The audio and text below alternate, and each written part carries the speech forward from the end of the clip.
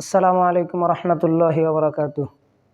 আলহামদুলিল্লাহ আলহামদুলিল্লাহি রাব্বিল আলামিন ওয়াসসালাতু ওয়াসসালামু আলা রাসূলিল আম্বিয়া ওয়াল মুরসালিন ওয়া আলা আলিহি ওয়া আসহাবিহি আজমাইন। আম্মা বা'দ, আউযু বিল্লাহি মিনাশ শাইতানির রাজিম। বিসমিল্লাহির রহমানির রহিম। শুরু করছি পরম করুণাময় অসীম দয়ালু আল্লাহ রাব্বুল আলামিনের নামে।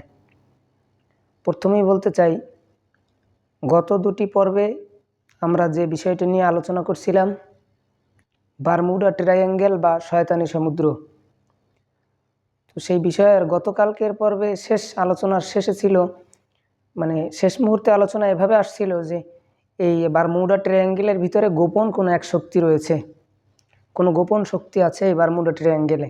তো কে সে গোপন শক্তি, এ ব্যাপারে আজকে যার মন্তব্য, যার লেখা বই, যে বই থেকে আমি বিগত দিনেও কথা বলেছি 2 দিন, আজকে ওই একই বই থেকে কথা বলবো। তো সেই বই আবারও মনে করিয়ে দিই, কিতাবুল ফিতান, এই যে বইটা, কিতাবুল ফিতান নামক এই বইটা দেখে নেবেন। সকলকে আহ্বান জানিয়ে এই বইটা কেনার জন্য, পড়ার জন্য, আর কাউকে উপহার স্বরূপ দিতে হলেও যেন এই বইটি দেন। তো আজকে আমরা সেই প্রশ্নটির সমাধান করব যে বারমুডা ট্রায়াঙ্গেলের ভিতরে কোন গোপন শক্তি রয়েছে, যে শক্তি এতগুলো জাহাজ, এতগুলো প্লেন, এতগুলো জঙ্গি বিমান গায়েব করে দিয়েছে, এতগুলো মানুষকে গায়েব করে দিয়েছে। কে সে গোপন শক্তি, এ সম্পর্কে তা আসুন সরাসরি আলোচনায় চলে যাই। তো আগেই বলেছি, এখানে কোনো আলোচনা করা হয় না, বইটা সরাসরি পড়া হয়, হয়তো মাঝে মাঝে 2-1টা শব্দ বা 2-1টা পয়েন্টকে নিয়ে হালকা একটু ব্যাখ্যা করা হয়। তো চলি, আলহামদুলিল্লাহ, বিসমিল্লাহির রহমানির রহিম। কে সে ব্যক্তি, এ অসাধারণ ক্ষমতাসম্পন্ন শক্তিকে সুসংগঠিত করে ব্যবহার করেছেন কে?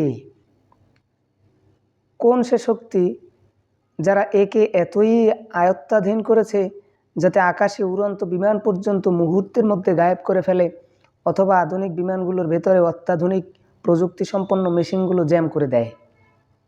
এই শক্তিটা কে? ওই এলাকার উপরে থাকা স্যাটেলাইট ক্যামেরা বা গবেষণার কাজে নিয়োজিত প্লেন থেকে যদি কোনো ফটো, একটু খেয়াল করে শুনেন, ওই বারমুডা ট্রায়াঙ্গেলের উপর থেকে স্যাটেলাইট ক্যামেরা বা গবেষণার কাজে নিয়োজিত প্লেন থেকে যদি কোনো ফটো বা ভিডিও ধারণ করা হয়, তাহলে ওই ছবির ফিল্ম সাদা থাকে কেন? প্রশ্ন করতেছেন আর কি লেখক। বারমুডা ট্রায়াঙ্গেলের ভিতরে বিদ্যমান গোপন শক্তি এতই অত্যাধুনিক প্রযুক্তির মালিক হয়ে গেছে, সে 1000 কিলোমিটার দূর থেকে দুনিয়ার সবচেয়ে অত্যাধুনিক স্যাটেলাইট ক্যামেরা অকেজো করে দিতে সক্ষম। এমনই একটি প্রশ্নমূলক রচনা তৈরি করেছেন বারমুডার উপর গবেষণাকারী প্রফেসর হের বেলটাইল ডিউস, যার শিরোনামে লিখেছেন, দ্রুত শক্তি সম্পন্ন এই বিষয়গুলো সত্য ও বাস্তব, কিন্তু এগুলো আসে কোত্থেকে? তাহলে কি আমাদের পরিচিত বিশ্ব এবং বর্তমান বৈজ্ঞানিক ব্যতীত বিশ্বেরই কোনো এক গোপন শক্তি সায়েন্স ও টেকনোলজিতে বহু উন্নতির শিখরে পৌঁছে গেছে? তিনি এটা বোঝাতে চেয়েছেন যে এত দ্রুত কিভাবে কোনো কিছুকে কন্ট্রোল করা যায়, কন্ট্রোল করে ফেলতে পারে। তার মানে কি আমাদের বর্তমান পৃথিবীর এত অত্যাধুনিক প্রযুক্তি থাকা সত্ত্বেও তার থেকেও বেশি অত্যাধুনিক শক্তি তার কাছে রয়েছে? কি সেটা, কে হতে পারে? 200-300 বছর পূর্ব থেকেই কি এ শক্তি বারমুডা ট্রায়াঙ্গেলের অভ্যন্তরে বিদ্যমান? এ অসম্ভব ক্ষমতাসম্পন্ন বস্তু থেকেই কি দ্রুতগতির ফ্লাইং সসার্স, মূল জিনিস আসছে আর কি, ফ্লাইং সসার্স বাহনগুলো তৈরি করা হয়েছে? সামনে ফ্লাইং সসার্স কি, এ সম্পর্কে একটু বর্ণনা করা হবে ইনশাআল্লাহ। তার আগে আরেকটু জেনে নিই, এই বারমুডা ট্রায়াঙ্গেল অজানা এক গোপন আস্থানা। এই বারমুডা ট্রায়াঙ্গেল আমাদেরকে যেভাবে ভয় দেখিয়ে বোকা বানিয়ে রাখা হয়েছিল এতদিন, সেটা আশা করি উন্মোচিত হবে ইনশাআল্লাহ। বারমুডা একটা অজানা এক গোপন শক্তি, এর আস্থানা, এটা কিতাবুল ফিতানওয়ালা তুলে ধরেছেন এবং সেটা সম্পর্কে তিনি বহু যুক্তি আরোপ করেছেন।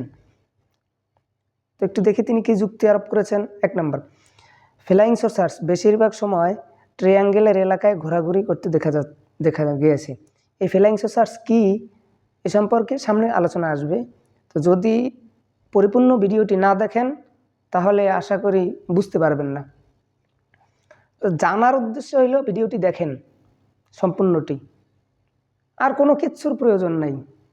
আমার একমাত্র উদ্দেশ্য আপনাদেরকে জানানো যে আমরা কিভাবে ইহুদি খ্রিস্টান এবং দাজ্জালের আয়াত্তে চলে যাচ্ছি, এটাই শুধুমাত্র উদ্দেশ্য, আর বাকি অন্য কোনো উদ্দেশ্য আমার নাই। আল্লাহি, আল্লাহর কসম, বাকি অন্য কোনো উদ্দেশ্য আমার নাই। শুধু দয়া করে ভিডিওটি পরিপূর্ণ শেষ পর্যন্ত দেখেন বা শেখেন। যদি ভালো না লাগে তো এই কিতাবটা অন্তত কিনেন, কিতাবুল ফিতান, অন্তত এই বইটা কিনেন, তারপরে পড়েন। তো দেখেন, ফ্লাইং সসার্স বেশিরভাগ সময় ট্রায়াঙ্গেলের এলাকায় ঘোরাঘুরি করতে দেখা গেছে। পাশাপাশি আগুনের বড় বড় গোলা, সাদা আলোকোজ্জ্বল মেঘ এবং ফ্লাইং অবজেক্টগুলোকে ট্রায়াঙ্গেলের সমুদ্রে প্রবেশ হতে দেখা গেছে, যেটা সমুদ্রের ভিতরে প্রবেশ করে এবং সেখান থেকে বাহির হয়। এন্ট্রি এবং এক্সিট দুইটাই হয়। এছাড়া অজানা অপরিচিত প্লেন আকাশ থেকে ওখানকার সমুদ্রে এমনভাবে প্রবেশ করতে দেখা গেছে যেমন সমুদ্রে নয় বরং রানওয়েতে ল্যান্ড করছে। মানে আকাশ থেকে এমনভাবে প্লেন, ওখানে কিছু অপরিচিত প্লেন এমনভাবে ওখানে মানে ল্যান্ড করতে দেখা গেছে যেটা একবারে আকস্মিক, মানে মনে হয় যেন তারা মানে সরাসরি কোনো এয়ারপোর্টে ল্যান্ড করছে। তার মানে ভিতরে এত বড় জায়গা কে তৈরি করেছে, কে সে শক্তি? এটা হলো প্রশ্ন, কে সে শক্তি বা কি সে শক্তি? তো এই দুই প্রশ্নের উত্তর সামনে আমরা পাবো ইনশাআল্লাহ। যদি আপনি মেঘগুলো দেখেন, তার এক অংশ আকাশের বহু উঁচুতে আর অন্য অংশ বারমুডার পানিতে প্রবেশ করে, অথবা আগুনের বড় বড় গোলা আকাশে উঠছে বা কারো পিছু পিছু তাড়া করছে। এই দৃশ্য দেখে আপনি এর কী ব্যাখ্যা দিবেন? এভাবেই বড় বড় প্লেন, হাজারো জাহাজ, লোক চোখের সামনে দিয়ে সমুদ্রের ভেতরে প্রবেশ করেছে। অবস্থা দৃষ্টে মনে হয় ওখানে গমনের উদ্দেশ্যে তাদের জন্য সমুদ্রের রাস্তা তৈরি করে রাখা হয়েছে। এখন দেখেন এটির প্রমাণ, এতক্ষণ যে কিতাবুল ফিতানওয়ালা যে প্রমাণ দিয়েছেন, যে মানে প্রশ্নগুলো তুলেছেন এবং যে কথাগুলো বলেছেন, এই কথাগুলোর প্রমাণ তিনি এবার এনেছেন। দেখেন প্রমাণস্বরূপ তিনি কার কথা বলেছেন? Queen Elizabeth. কে না শুনছে তার নাম? রানী এলিজাবেথ। রানী এলিজাবেথ প্রথম নামক জাহাজে উপস্থিত জন সিন্ডের বর্ণনা, বারমুডা ট্রায়াঙ্গেল সম্পর্কে কুইন এলিজাবেথ নামক প্রথম জাহাজ যাতে উপস্থিত জন সিন্ডের বর্ণনা, তিনি এই বারমুডা ট্রায়াঙ্গেল সম্পর্কে কী বর্ণনা করেছেন, এখানে তিনি কি দেখেছেন, প্রত্যক্ষদর্শী সাক্ষী তিনি কি দেখেছেন, একবার হুবহু তার বর্ণনায়। আমি কুইন এলিজাবেথ প্রথম জাহাজে করে নাসা থেকে নিউ ইয়র্কের উদ্দেশ্যে বারমুডা ট্রায়াঙ্গেলের এলাকা দিয়ে যাচ্ছিলাম। আকাশ সম্পূর্ণ পরিষ্কার এবং নীরব ছিল। ভোরবেলা ছাদে দাঁড়িয়ে এক বন্ধুকে নিয়ে আমি কফি পান করছিলাম। হঠাৎ ছোট একটি প্লেন আমার দৃষ্টিগোচর হলো। প্লেনটি 200 গজ দূরে 200 ফিট উপর থেকে অবতরণের উদ্দেশ্যে সোজা আমাদের দিকে আসছিল। আমার বন্ধু সিডনিকে আমি একদিকে মনোনিবেশ করালাম, মানে এটার দিকে মনোনিবেশ করাইছে, ওই প্লেনটির দিকে, ছোট একটি প্লেন যেটি 200 গজ দূরে 200 ফিট উপরে, ওই প্লেনটির দিকে মনোনিবেশ করাইলেন। অতঃপর প্লেনটি আমাদের থেকে 500 গজ দূরে জাহাজের অতি নিকটে চুপিসারে সমুদ্রের ভেতর প্রবেশ করে পেল। প্লেন পতিত হওয়ার কোনো শব্দ শোনা যায়নি এবং পানিও কোনো আওয়াজ বা নড়াচড়া পরিলক্ষিত হয়নি। মনে হচ্ছিল ওই প্লেনটির জন্য সমুদ্রের মুখ খোলা ছিল। আমরা জানি যদি পানির উপরে কিছু ফেলা হয় তো সেখানে একটা শব্দ হয় টুক করে, এরপরে পানি নড়াচড়া করে, কিন্তু একটা প্লেন যদি পানির ভিতরে পড়ে সেখানে পানি নড়াচড়া করবে না এবং কোনো শব্দ হবে না, এটা তো হতে পারে না। কিন্তু এখানে এটা হয়েছে। এজন্য বলছে মনে হয় যেন সমুদ্রের পানির মুখ খোলা ছিল প্লেনটি ভিতরে প্রবেশ করানোর জন্য। এরপর দেখেন কিতাবওয়ালা আর কি লিখছে, আমি সিন্ডিকে ওখানে রেখে সোজা তদন্ত অফিসারকে এ সংবাদ দেওয়ার জন্য চলে গেলাম। তিনি জাহাজের মোড় ঘুরিয়ে ওখানে আসেন এবং তদন্তের জন্য একটি ছোট নৌকা পানিতে নামান। কিন্তু ওখানে কোনো প্লেন সমুদ্রের পানিতে প্রবেশ বা তেলের কোনো নিদর্শন ছিল না। স্পষ্টতই বোঝা যায় প্লেনটি কোনো দুর্ঘটনার শিকার হয়নি, অন্যথায় প্লেনের ভিতরে বিদ্যমান তেল পানির উপরিভাগে অবশ্যই পরিলক্ষিত হওয়ার কথা ছিল। মানে আমরা জানি প্লেন তেলের মাধ্যমে চলে, ফুয়েলের মাধ্যমে চলে প্লেন। তো যদি সেটা ক্র্যাশ হতো ওখানে, তো শব্দ হয়নি, পানি নড়াচড়া করেনি, এটা ভিন্ন ব্যাপার। কিন্তু প্লেনটি যদি ওখানে ক্র্যাশ হইতো তাহলে অন্তত তার তেল তো পানির উপরিভাগে ভাসতো। কিন্তু এই বিজ্ঞানী জন সিন্ডরের তার বর্ণনা এভাবে বোঝা যায় যে ওখানে কোনো তেলের আভাস ছিল না, তার মানে প্লেনটি ক্র্যাশ হয়নি, নিজ ইচ্ছায় কোনো জায়গায় চলে গেছে। দেখেন কোথায় গেছে। আরও আশ্চর্যের ব্যাপার, পতিত হওয়ার সময় পানিতে কোনো শব্দ হলো না কেন, বা পানির উঠল না কেন। দেখেন পানিতে যদি বড় কিছু ফেলানো হয় তো পানি একটা ঠাস করে পড়ে আবার কিছু পানি উপরে ছিটে ওঠে। তো এরকমের পানি উঠলেও বা উঠলো না কেন? একটা প্লেন পড়লো ভিতরে, তো কিছু পানি উঠলে তো উঠার কথা, কেন উঠলো না? এটা তার প্রশ্ন। এবার নিজেই আবার উত্তর দিবে সামনে ইনশাআল্লাহ। পানির ভিতরে প্লেন প্রবেশ করার আরও একটি উল্লেখযোগ্য ঘটনা ফ্লোরিডার উপকূলে ঘটেছে। এই ফ্লোরিডা আগেই বলেছিলাম যে আটলান্টিক মহাসাগর থেকে কাছেই একটি দ্বীপ, যে দ্বীপের নাম ফ্লোরিডা এবং এটি আমেরিকা শাসিত। ফ্লোরিডার উপকূল থেকেও এরকমের আরেকটি ঘটনার দৃশ্যপটে এসেছে, যা 1953 সালের 27 ফেব্রুয়ারি সকালবেলা উপকূলে উপস্থিত সব জনসাধারণের নিজ চোখে প্রত্যক্ষ করেছে। প্লেনটি তীরের 100 গজ দূরে ছিল। তৎক্ষণাৎ কোস্টগার্ড এবং ওখানে নিয়োজিত সেনা নিরাপত্তা বাহিনী দুর্ঘটনার স্থানে বহু খোঁজাখুঁজির পরও কোনো সুরাহা করতে সক্ষম হয়নি। তেলেরও কোনো চিহ্ন পাওয়া যায়নি। আরও চিন্তার বিষয়, আশেপাশের এয়ারপোর্টগুলোতে তখন যোগাযোগ করা হয়েছিল, কিন্তু কোথাও কোনো প্লেন গুম হওয়ার খবর জানা যায়নি। তাহলে প্লেনটি কার ছিল, কোত্থেকে এসেছিল এবং এত নীরবে বারমুডা ট্রায়াঙ্গেলের সমুদ্রে সে কার কাছে চলে গেল? দেখেন কতগুলো প্রশ্ন একই সাথে তিনি করেছেন। এবার দেখেন, আসলে কি এই বিষয়গুলো রহস্যজনক নয়? আসলে কি এই বিষয়গুলো মুসলমানদেরকে ভাবায় না? কেন ভাবায় না? যদি নাই ভাবায় তো কেন ভাবায় না? এটা আমার প্রশ্ন। কেন মুসলমানদেরকে এটি ভাবাবে না? এবার দেখেন আগুনের গোলা এবং ট্রায়াঙ্গেল। এই ট্রায়াঙ্গেলে আগুনের গোলা সম্পর্কে কি সম্পর্ক রয়েছে ট্রায়াঙ্গেলের সাথে? এখানেও তিনি হয়তোবা কিছু প্রশ্ন করেছেন বা এর কিছু বর্ণনা দিয়েছেন। তিনি লিখেছেন শিরোনামটি আগুনের গোলা এবং ট্রায়াঙ্গেল।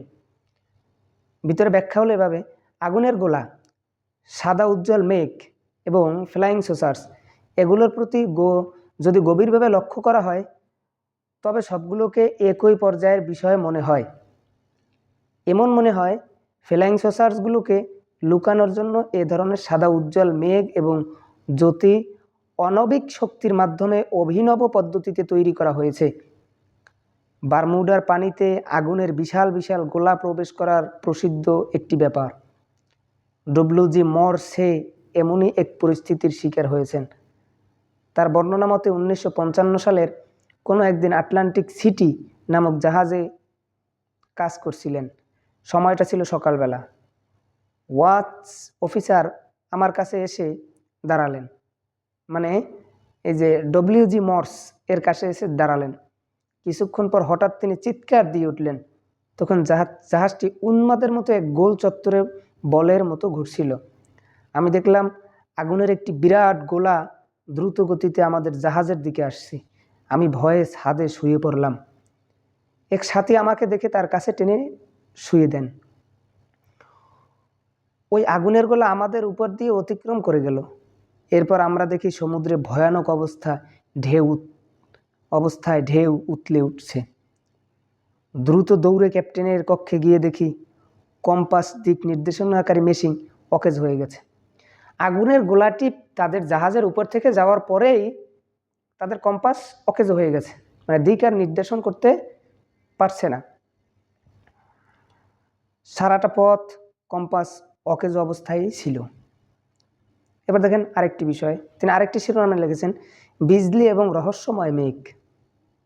স্বাভাবিকভাবে আমরা মেঘ তো দেখেই থাকি, আকাশে উঠতে উড়ন্ত মেঘগুলোকে, কিন্তু রহস্যময় মেঘ বলতে তিনি কি বুঝাইতে চেয়েছেন? এবং বিজলি তো আমরা জানি যে বিজলি চমকায় মাঝে মাঝে, তো এই বিজলির রহস্য সম্পর্কে তিনি কি বলতে চেয়েছেন কিতাবওয়ালা দেখেন আসলে যুক্তিযুক্ত কিনা, প্রশ্ন করা যায় কিনা। দেখেন, বারমুডা ট্রায়াঙ্গেলের আকাশে উড়ন্ত উজ্জ্বল সাদা মেঘ এবং রহস্যময় বিজলির মতো বিষয় প্রত্যক্ষ করা গেছে। কলাম্বিস আমেরিকা ভ্রমণকালে এমন কিছু উজ্জ্বল মেঘ এবং রহস্যময় বিজলির দৃশ্য প্রত্যক্ষ করেছেন। কলাম্বিস নামক এক ব্যক্তি আমেরিকা ভ্রমণকালে এমন কিছু উজ্জ্বল মেঘ এবং রহস্যময় বিজলির দৃশ্য তার নিজের চোখে দেখেছেন। তার লাগেজ, ব্যাগ, ডায়েরি যা তার নিজের জাহাজ থেকে উদ্ধার হয়েছিল, তাতে লেখা ছিল আগুনের এক ভয়ানক গোলা এবং সমুদ্রপৃষ্ঠে সাদা আলোক উজ্জ্বল কিছু দৃশ্য।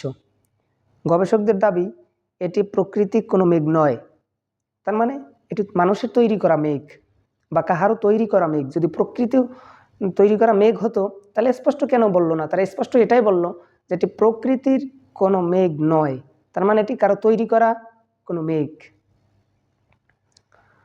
কেননা এ মেঘগুলো সম্পূর্ণ পরিষ্কার আবহাওয়ায় স্বচ্ছ আকাশে প্রত্যক্ষ করা গেছে, যেখানে সাধারণ মেঘের কোনো নিদর্শন পর্যন্ত ছিল না। এগুলো হঠাৎ চোখের সামনে চলে আসে। বারমুডা ট্রায়াঙ্গেলের পানিতে এগুলো উঠানামা করতে দেখা গেছে। এ ভয়ানক মেঘের ভিতর যদি কোনো প্লেন ঢুকে পড়ে তবে একে অস্বাভাবিক ভয়ানক সব পরিস্থিতির সম্মুখীন হতে হয়। বরং প্লেন এবং জাহাজ এগুলোর ভিতর গায়েব হওয়ার রেকর্ড পর্যন্ত রয়েছে। আপনি ফ্লাইট 19-এর গায়েব হওয়া 5টি প্লেনের একজন পাইলটের সর্বশেষ বার্তাও পড়ে এসেছেন, এর আগের পর্বে আমরা পড়েছি, তো যারা দেখেননি দেখে নেবেন। যেখানে সে বলেছিল আমরা সাদা পানির ভিতরে প্রবেশ করতে চলেছি। এ সাদা পানি আসলে উজ্জ্বল মেঘ। এতে প্রবেশ করার পর পাইলটের চোখে আকাশ, জমিন, পানি সব কিছু গড়বড় হয়ে যায়, ফলে সে দিক নির্ধারণ ক্ষমতা হারিয়ে ফেলে। জাহাজ ও প্লেনের সকল যান্ত্রিক মেশিন অকেজ হয়ে যায়। পাইলট ও ক্যাপ্টেনের উপর এক অজানা ভীতিকর অবস্থার সৃষ্টি হয়। 1964 সালের নভেম্বর মাসে চেক বেকলে নামক এক পাইলট অ্যান্ড্রোস থেকে মিয়ামি ট্রেনিং সফরে বিমানের বাম দিকে হঠাৎ এক প্রকার বিজলি প্রকাশ হতে দেখে। প্রকাশ হওয়ার সাথে সাথে বিমানের সকল যান্ত্রিক মেশিন অকেজ হয়ে যায়। এই বিজলি কেমন বিজলি, যে বিজলি চমকানোর সাথে সাথে বিমানের সকল কিছু অকেজ হয়ে যায়? আমার প্রশ্ন, সামনে অবশ্যই কিতাবওয়ালা এর জবাব দিবেন। এ ঘটনার পর পাইলট নিজেও এক উজ্জ্বল ঘটনা হয়ে রয়ে যায়। বহু জাহাজ ও সামুদ্রিক যান এ ধরনের সাদা মেঘের খপ্পরে পড়ে চিরদিনের জন্য গায়েব হয়ে গেছে। ক্যাপ্টেন ডন হেনরি পর্যন্ত একবার এমন এক রহস্যময় মেঘের আড়ালে ঢাকা পড়েছিল। ওই সময় তিনি তার টাগ মানে হলো জাহাজ টেনে নেওয়ার জন্য ব্যবহৃত শক্তিশালী স্টিম বোট দ্বারা একটি জাহাজ টেনে আনছিল।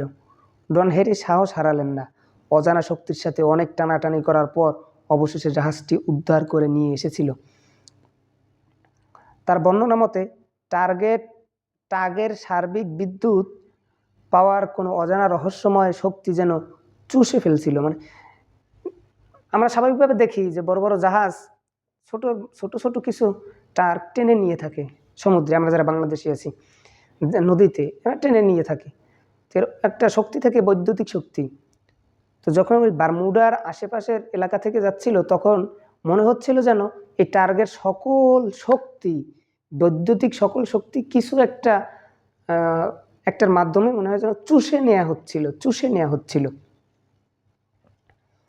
তদ্রূপ এমনই একটি মেঘ সিনচা 72 নামক প্লেনেরও কিছু নিয়েছিল। চিন্তা করুন, কোনো মেঘ কি কোনো সময় প্লেনের কিছু নেয়?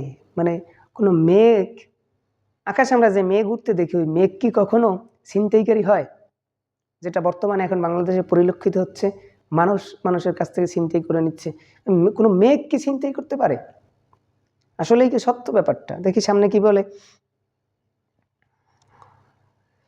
অতঃপর ওই প্লেনটির মেশিনগুলো সাময়িকভাবে অকেজো হয়, সঠিক রাস্তা থেকে সরে যায়। হঠাৎ পাইলটের মৃত্যু ঘটে এবং ঘটনা স্বয়ং ওই বিমানের উপস্থিত যাত্রী বর্ণনা করেছেন। বুঝা এবার আরও একটি প্রমাণ তিনি দিচ্ছেন। বুনানজা নামক প্লেন অ্যান্ড্রোসের সীমানা পার হতেই রুয়ের মতো ঘূর্ণায়মান রহস্যময় মেঘের ভিতরে ঢুকে পড়ে এবং তার সাথে রেডিও যোগাযোগ বন্ধ হয়ে যায়। এর 4 মিনিট পরেই তা পূর্বে অবস্থায় ফিরে আসে, কিন্তু পাইলট তখন নিজেকে ফ্লোরিডায় আবিষ্কার করেন।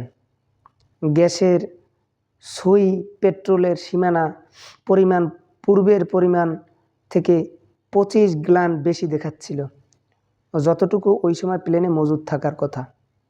এটা ওই পরিমাণের ছিল যতটুকু অ্যান্ড্রোস পর্যন্ত ভ্রমণ করতে দরকার ছিল। তার মানে হচ্ছে বিমানটি ফ্লোরিডা পর্যন্ত যান্ত্রিক শক্তিতে নয়, বরং রহস্যময় মেঘের শক্তিতে পৌঁছেছিল। বিষয়টি কত বড় ভয়ানক! মেঘ ব্রিটিশ রেজিমেন্ট কোথায় নিয়ে চলল? প্রথম বিশ্বযুদ্ধের সময় গিলিপলির গুরুত্ব কয়েকটি কারণে খুবই প্রসিদ্ধ হয়েছিল। ব্রিটিশ এবং তুর্কি সেনাবাহিনী পরস্পর মুখোমুখি অবস্থানে ছিল। ঘোরতর যুদ্ধের প্রস্তুতি, কারণ গিলিপলিতে তুর্কি সৈনিকদের পরাজয়ের মানেই সারা তুরস্কের সম্পূর্ণরূপে ব্রিটিশদের দখল করা। ব্রিটিশ সৈনিকরা জয় করতে করতে সামনের দিকে অগ্রসর হচ্ছিল। তারা পূর্ণ বিজয়ের খুব কাছাকাছি পর্যায়ে ছিল। তাছাড়া ওই দিন মানে 1915 সালের 28 আগস্ট আকাশও সম্পূর্ণ পরিষ্কার ছিল। হঠাৎ এলাকার উপর কিছু মেঘখণ্ড প্রকাশিত হয়। ওই খণ্ডগুলোর নিচে আরও একটি বিরাট আকারের মেঘখণ্ড ভেসে ওঠে, যা ভূমি পর্যন্ত প্রলম্বিত ছিল। দেখছেন কখনো মেঘ মাটিতে ভূমিতে নেমে আসতে? দেখেন নাই, আমিও দেখি নাই, কিন্তু এখানে এটা হয়েছে। মেঘের ওই খণ্ড 800 ফিট লম্বা এবং 200 ফিট প্রশস্ত। বাতাস থাকা সত্ত্বেও মেঘ স্থানে স্থির ছিল।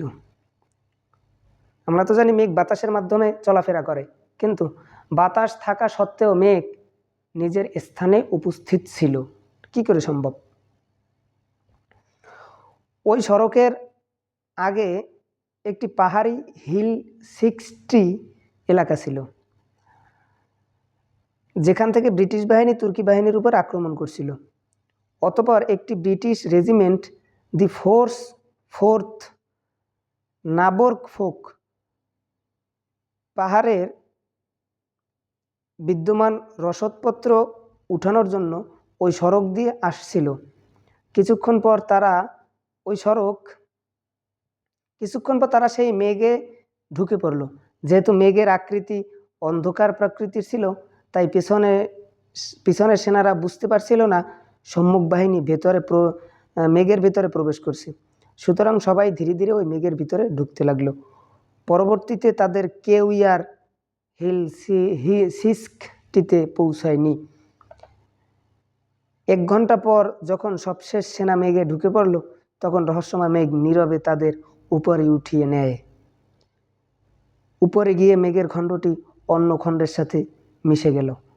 অতঃপর সকল মেঘ এদের নিয়ে দ্রুত বুলগেরিয়ার দিকে চলতে লাগলো এবং দেখতে দেখতে সব কিছুই চোখের আড়ালে চলে গেল।